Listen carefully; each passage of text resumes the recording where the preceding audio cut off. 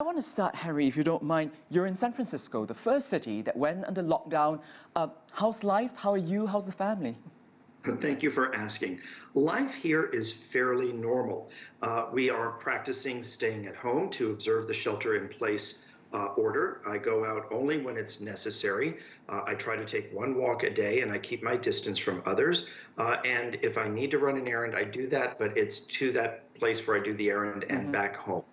I work from home normally, so unlike some of my friends, I don't have to adjust to the working from home practice. But I will tell you, it's a good thing I have a home office. It helps with family peace. Yeah, I can imagine. Well, so in the US, it's spring break season, a big time for the travel industry, families going on vacation. Talk to us about the impact of the coronavirus. I mean, just in the last hour, we saw a bit of confusion as airports around New York and Philadelphia were ordered closed because of air traffic control staffing issues.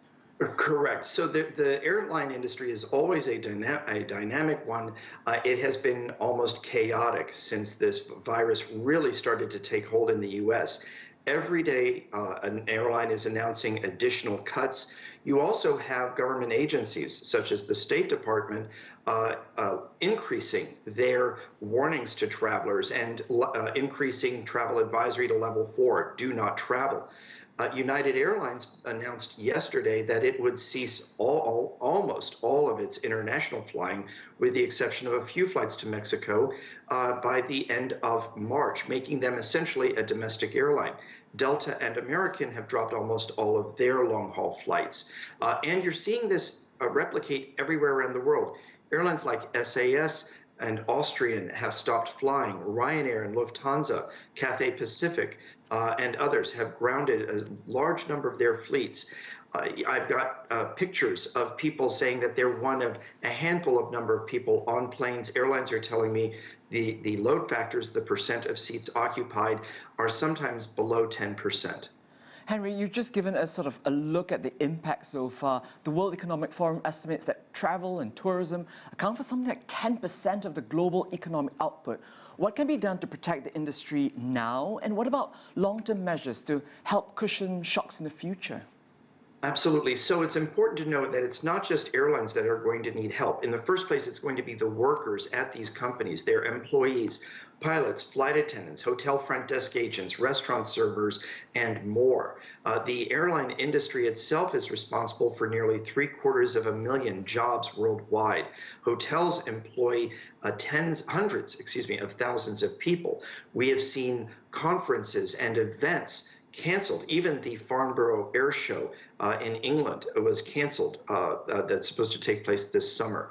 So there are going to be a lot of people out there. The governments are being asked for a combination of employee assistance, grants, cash grants, loan guarantees, low interest loans, and more.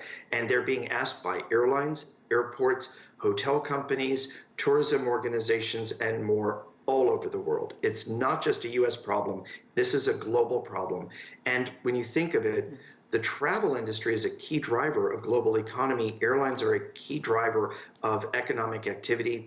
They are right now moving essential goods and services. Yes, absolutely. I mean, you bring up jobs. When the dust settles very quickly, how long will it take for the industry to bounce back? Well, it depends. So a lot will happen, I think, regionally. We're already starting to see some resumption of flights within China.